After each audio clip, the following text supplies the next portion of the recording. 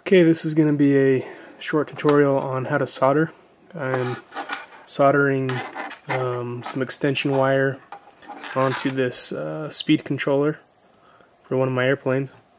So you need to make sure that you have plenty of insulation stripped off your wire, and then a good tip is to make sure that the two wires that you're soldering together are secured tightly physically before you try to solder them together, and that'll really help with the frustration some people have with getting the two wires soldered together good.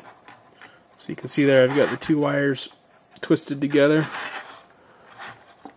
nice and tight.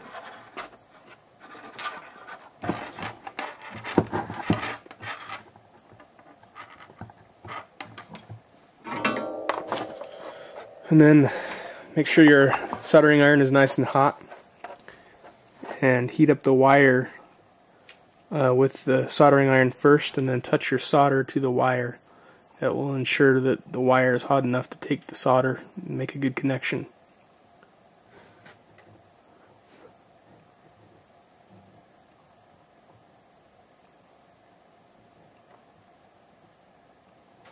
Just like that.